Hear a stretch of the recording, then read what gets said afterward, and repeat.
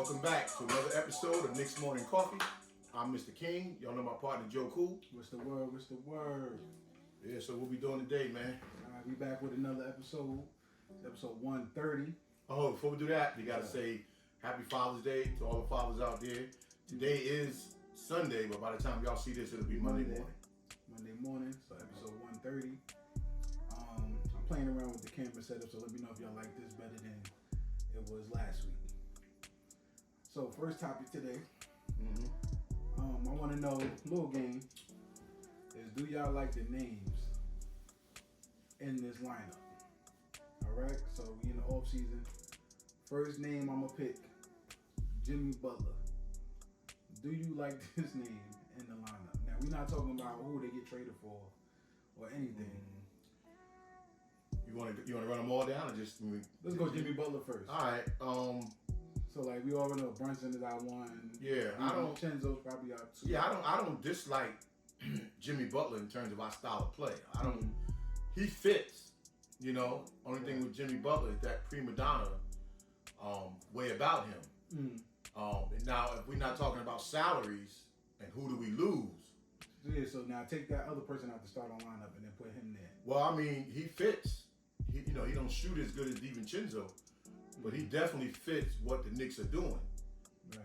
You know, and he is a late game player, and he won't overshadow what Brunson or what Randall do. Right. Like he's proved that he will fade in the background, to blend into a team. But that playoff Jimmy stuff, we need guys that are coming playing right now. We can't wait till the playoffs. Yeah, true. Yeah. Karl Anthony Towns. How you feel about Karl Anthony Towns? I'm good with it. You good with it meaning no? No, like yeah. I'm not. Listen. I'm at a point with Towns. I'll take him.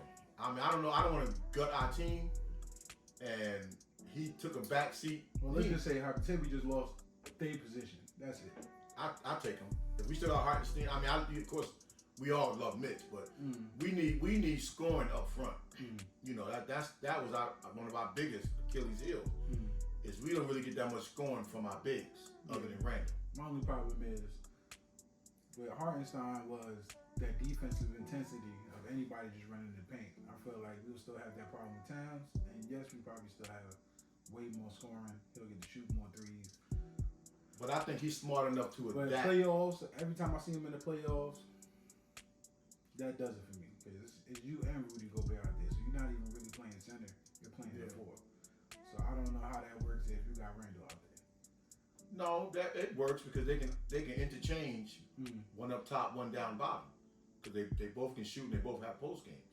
Just that Tibbs don't really allow his bigs too far from the basket.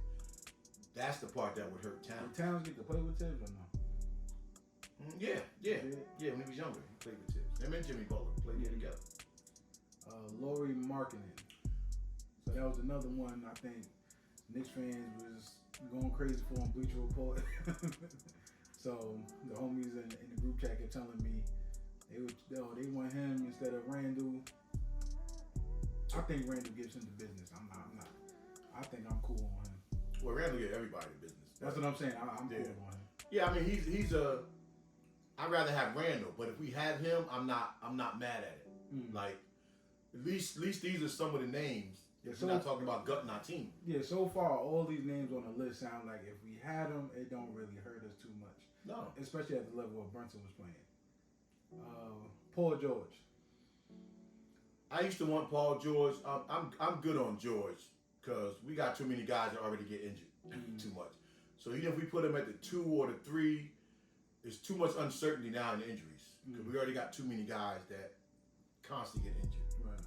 So I'm good on George. And I don't watch him all year long, so I don't know if he goes missing some games. We don't need that either. We don't need no more players that it's taking them too long to get a shot off. Yeah, I think he's lost his intensity. He still plays good and he improved his jumper, but I think PG lost his intensity for the game.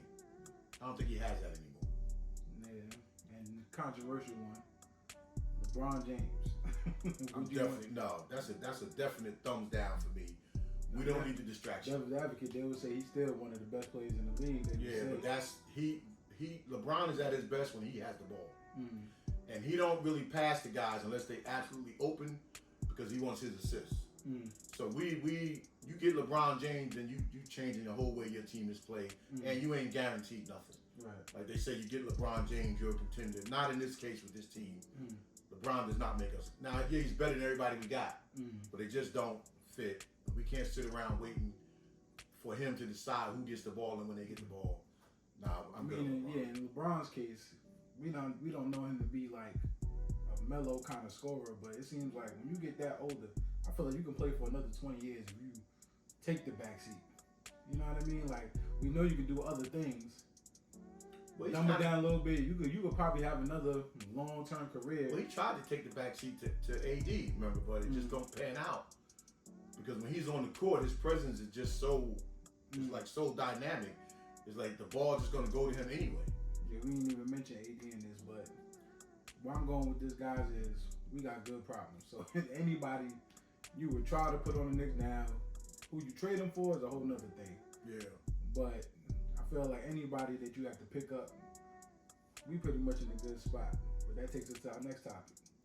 Isaiah Hartenstein and OG's future. You know what I mean? Isaiah may be going, or the Thunder winning. Like, what do you do in that situation? Yeah, that's a twofold, because I look at this with Hartenstein. One, what he did for us, nobody can't take that away from him. I mean, he made $8 million with us.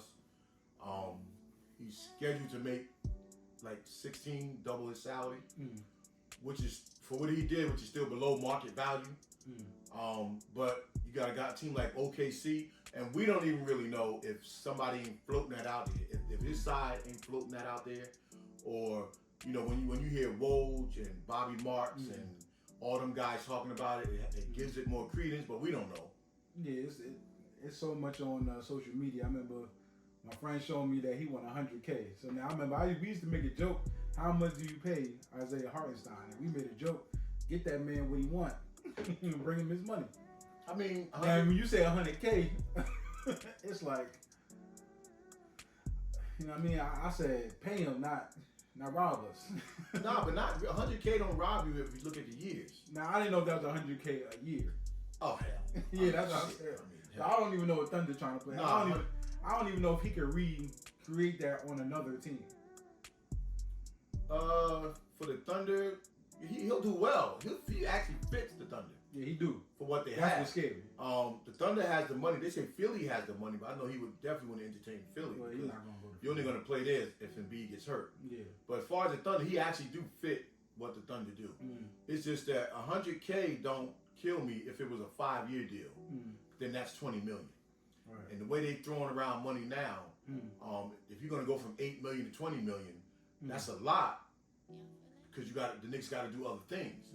But if he decides to come back and we can keep him in that $15, $16 million range, that's good. If somebody want to pay you that, then his future, then yeah, he may leave. But I think the way Tibbs play, we can find a Hartenstein. Yeah, we can find that. But again, give him it. If it's $20 million and he's gonna take 5 years, give it to him. Now, as far as OG is concerned, that's a whole nother ball game right there. Because what are people willing to give OG? OG's looking for a raise, which he deserves. Now, injury-wise, you can say, well, he didn't play enough games, but we know his effect on the court. Yeah. I mean, OG, we got to do what we can to keep him. And I don't know if a team's willing to pay him that much money because he do get hurt. You know what I'm saying? Yeah. Again, that's another one we don't know. We don't know where that's coming from. We don't know who's putting that out there. Right. But teams are going to be interested because every team needs a glue piece. You know, so we have Josh Hart as a glue piece, but that's not on the same level as OG. Right. So for that one, the Knicks got to make a real tough decision on the money they give him based on the time he spends on the court. So the money's never going to match. He's going to get hurt. We know that already. But if we can keep him healthy long enough, at least try to get him right to be there through the playoffs, then we got our money's worth. But if you lose him, then you almost starting from scratch, even though you still got Brunson and Randall. So yeah, I think in a nutshell, I think OG just stays with the Knicks. I don't think teams are gonna pay him way more than what we're gonna pay him. no. And I think on the Knicks, I think you just make more money in New York anyway. I think between the sneaker deals and the ads And the money, you don't forget the money you save, because you go around New York and you a star, you don't pay for dinner. You don't pay for nothing. So yeah, so that. But I think he'll be. I think OG will be more appreciative than Hartenstein as far as other teams flirting with you, because I think he really appreciate the way he came to the Knicks and what he was able to do to elevate his game. Even though he probably felt he always could do that, right. We gave him an opportunity. So I think he'll show that love and get your money. I'm not saying get whatever dime you can get, but come back. And over the years, I'm not sure how many players, unless they was gonna leave already, I'm not sure how many players is leaving once they had a good spot. What? It happens a lot. Money, yeah, money. This is not your typical NBA or NFL teams anymore. People following the money. They used to follow the opportunity, and the loyalty. Now, I mean, we just live in that age now where money, the way money's getting thrown around, when you think about Caitlin Clark, like you gotta take it. You owe it to yourself and your family to take it, because everything else is just a business. We the fans, we want what we want. But listen, somebody dangle that kind of money, have another podcast dangle some money in front of you, I'll be sitting here by myself. I'll be like, I'm ahead. Our next topic is we got pick 24 and 25. How you feel about those picks? Well, don't forget pick 38. So that's the 8th pick in the second round. Historically, you can find a gem. Sorry, guys. At that pick, you can find a player in the middle of the pack. And from what I was seeing, the little research I've done with this college draft, because the mock draft, they all over the place. So if you the type to follow the mock draft, this is not your typical mock draft, because you don't know. I mean, Indiana might be sold on their pick with the first pick, but you don't know where anybody's going to go, because the talent, it seems like it's the same. So the Knicks at 24, if you keep them, you have to use that wisely, because Tibbs not going to play anybody. So is it a 2-3 year investment pick, or is it a pick where you can find somebody to come in and play right away? Now I know they're talking about the Knicks have the kid from Indiana.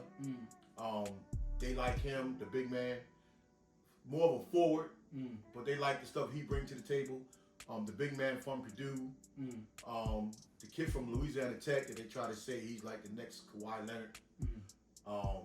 And then they compared the two. The Indiana kid is a great defender, great on-ball defender, and shot blocker as a 6'7" guard, but he can't really score other than off the defense.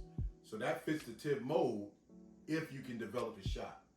And then the Louisiana Tech kid, same type of player, but can shoot and more efficient scorer, but plays good defense also. So it's people out there that they look at that they can bring in to help you.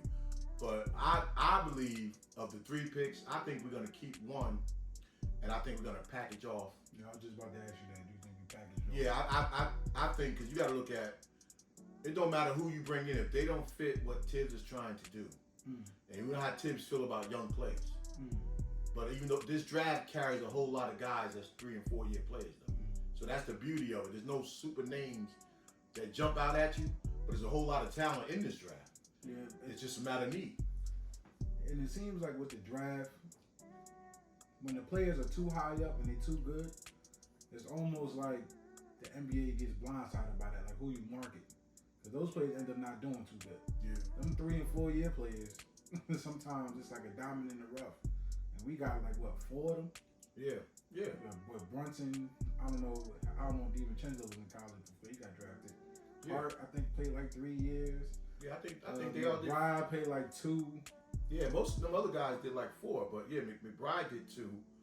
A 4-year player nowadays is good, because that's a throwback to when Patrick Ewing and those guys came in. Ain't nothing wrong with draft. You're better off now drafting a 4-year player than you are taking the one and done, because the one and dones now, the college basketball has gotten so watered down because of one and done. You don't know what you're getting. Right. So I take a 4-year player. But what I thought was interesting too was that some of the players the Knicks are looking at bringing in, they didn't invite into a workout, and then also some of them wasn't invited into the NBA camp. That's how much parity it is from the first round to second round to the guys who don't get drafted. A lot of them are the same. So you got to pick what you're comfortable with, and where can somebody fit in your rotation. I mean, and then we're speaking about the pick 24, 25. Do we trust management to even make the right decisions? Past decisions will show that we drafted RJ, IQ, Deuce, Toppin. We signed Brunson. We traded for OG and Achua. You know what I mean? That's the name of few. So do we trust management to make these right decisions? I think trade was different though. Their draft history, you might just say a little bit suspect because you got rid of all them players. The trade history is good. You know, we brought in at the right time. We seem to be better at trading at the deadline, or really the December deadline as far as the February deadline. They're excellent there. That's a check plus. The draft, we brought in good players. How did we develop them? Yeah, that remains to be seen. You know, I think everything's pretty much been good that they drafted because people want them. I think that's a start. Yeah. Even if they don't fit good in our system or whatever the case may be. But we draft high. You know, we RJ was the 3rd pick. Because we couldn't say that about Kevin Knox and all that. Because they not only did they not play, we traded them and they still doing the same they were doing on the Knicks. Yeah, that's Knox. Minus Porzingis. Porzingis was really good. You see what he's doing. But so you going? I trust management to do the right thing. Because every time we are skeptical, everything pans out and works out for the best. Well, with management, Brunson was. Well, they guess trade. Yeah, that's like bringing free agency. We're fine there, but it ain't. To me, management, they got to be smarter in their drafting and even picking players, bringing players in like you did with Shake Milton. That was a management bring in, but Tibbs ain't playing. So Tibbs has to be consulted. There's no sense in y'all doing all that homework. Your scouts got to work harder than ever in this draft because this is not a top name draft. So your scouts really got to do their due diligence. But if you Leon and Wes and y'all bringing these guys and you don't got Tibbs input, then you almost like wasting time. Let's find out if Tibbs is high on this kid, and we can ask him, do you think this guy can crack the rotation? Yeah, you got to earn your spot. But stop bringing in people now at this point, which has been traditional, that the coach that's not in line with. Because Tibbs not playing. If you don't really, really stand out, he's not playing. And then if he plays you, are you being played to your potential? And it's only funny because I'm not 100% sold on if he high on somebody because he was high on Sims. And he played him because he had to, but he didn't play. Yeah, but you didn't use Sims. We still, his rookie year when he played a little bit. Milton, he said, be ready. Malachi Flynn, he said, be ready. Yeah, but be ready for minutes. That's why I said, even if he plays you, is he playing you to your strength? Now, when Jericho Sims a few years ago was rim running, we thought we had something. But then y'all don't have him do that. Put him in that situation. When Mitch was rim running, we don't even do the pick and roll alley-oops with Mitch anymore. Like we're not at least taking the bare minimum that they could do. Which is a whole nother thing, because Mitch, you gotta feed the big man. That's a whole nother conversation. Yeah, not even to go back though, because we was talking about the names they floating out there. We didn't even mention the Mikal Bridges they was floating out there and the KDs they was floating out. Oh, yeah, true. Everybody now, Donovan Mitchell, they're all being linked to the Knicks. It's like who got time? It's like who got time for all that? Who's the other dude on the signs? Devin Booker. Yeah, every star been linked to the Knicks. And the weird part is that it's our top NBA analysis people who are putting it out there. Yeah, they living in a dream. I don't see those people coming, and if they do come, the whole team dynamic has changed. Yeah, we don't really need that. I don't think. Looking at how, like I said, these teams that's winning, you could put two stars together and you might just make it. Dallas, but then you can draft and trade up for 2 or 3. Yeah. Boston, and you see what you got. Yeah. So if it works, you should just leave it alone. I know we got to build this team. Yeah. Yeah. What's next? But even in saying that, we hire Mo Cheeks, pause, to assistant coach. How you feel about that? I actually like that for a lot of reasons. One, he played a year or two with us in the Mark Jackson era. Right. And we had Patrick Jr. at the time, but he's a lifelong, he's a Philadelphia guy, Reese Cheeks. But he's been a head coach before. He's trustworthy. A coach on the bench that I think Tibbs will listen to. The other part, well, I also like the fact that he's not afraid of the players. He's seen it all. So I don't think he'll have a problem telling the player where you need to improve and if you effing up in his way. But I also was curious about that hire because Johnny Bryant went and interviewed with Cavaliers. Now, he was the one that developed Donovan Mitchell. So the Cavs ended up not making him a front runner, so he came back to the Knicks. So was Cheeks hired because we thought we were going to lose Johnny Bryant, who was the second, assistant off the bench. So he was Bryant is in Tibbs' ear a lot. Now you bring in Cheeks. You can never have too many assistant coaches that know the game of basketball, but that was just interesting to me. But I do like that Cheeks is a guy, he mean what he say. Yeah, the only thing I liked about it was with the development of these players, we getting a lot of players that actually listen, no matter if they mad or not. I know Brunson's pops when he's on the bench.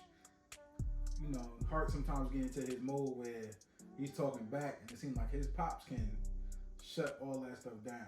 I mean, is he another guy like that, or is he another guy like that developing a player on the sidelines? Is it something that he can teach a player? No, I don't think that's his MO. I think his MO is strictly business. Like, we're gonna come in here, we're gonna work. This is what you need to work on, and monitor the work that they do. Hart, I saw. I didn't even when Tibbs was on their podcast, the roommates, and Hart. I didn't know Hart was that wild. Him and Tibbs, they jokingly, but they really argue all the time. Right. I didn't know that. But so Hart, you at the mercy that Tibbs feel like he needs you. You come late to stuff, or you just barely make it. Right. But Tibbs said that I know that when the game starts, he's all in. I didn't know they had that type of a relationship.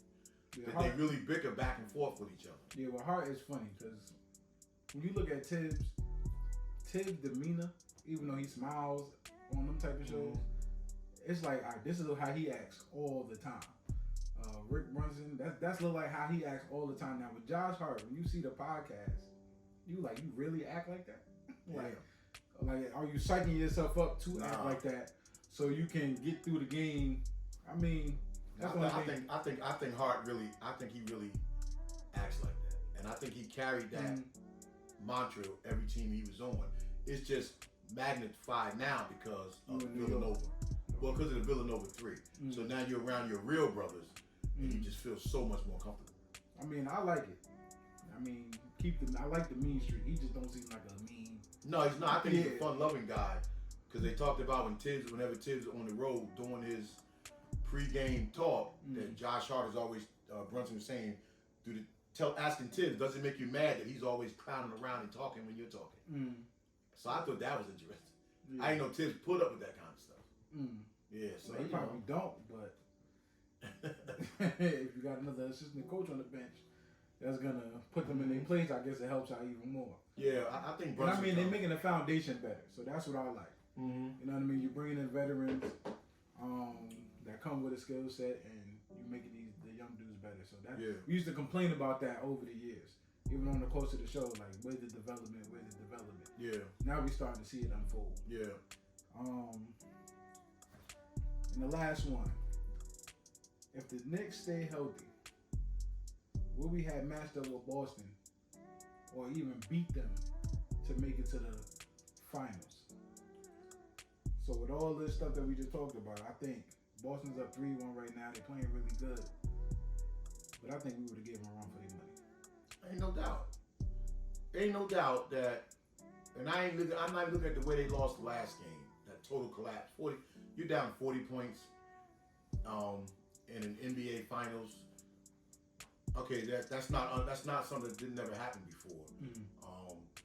The massacre that Boston put on LA back in 84, 85, one of them. So those things happen. But I just think that us healthy and them healthy, I would have liked our chances.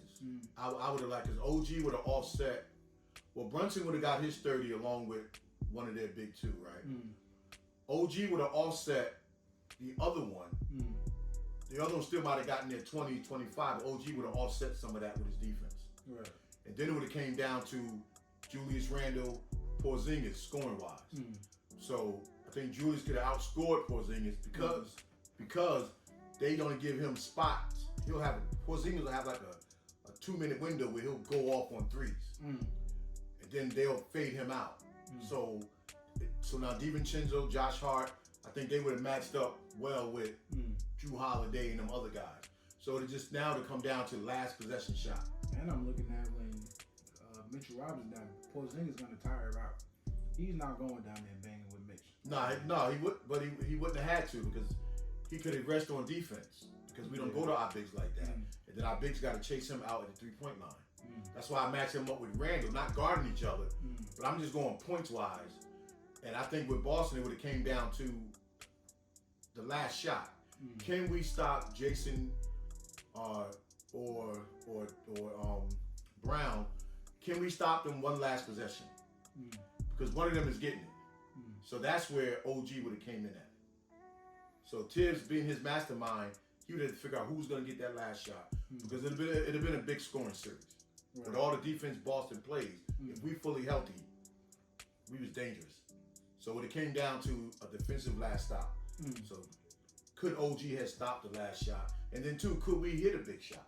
Oh yeah, we know we can do that. We never had more weapons with everybody healthy than we. We never had these many weapons with everybody healthy. So it would have been a great series. Hard to say pick them. For me, most people gonna pick Boston because what they did all year. But I love our chances. I mean, they're here. You know what I mean? But I love our chances because what we had. Chances of us healthy. Look, people don't realize we missing the whole starting five, basically. Yeah, they said that's the best five in basketball this year, and that was a great starting five that they had with Porzingis healthy. But I look at, we had a pretty good starting five too. Right. What Mitch didn't give us on offense, he damn sure made up for on defense and second chance points. So so we'll see. And this is another thing. I don't think that we should be, because I saw one of the, I think it was Woj, talking about putting together a team to beat Boston. No.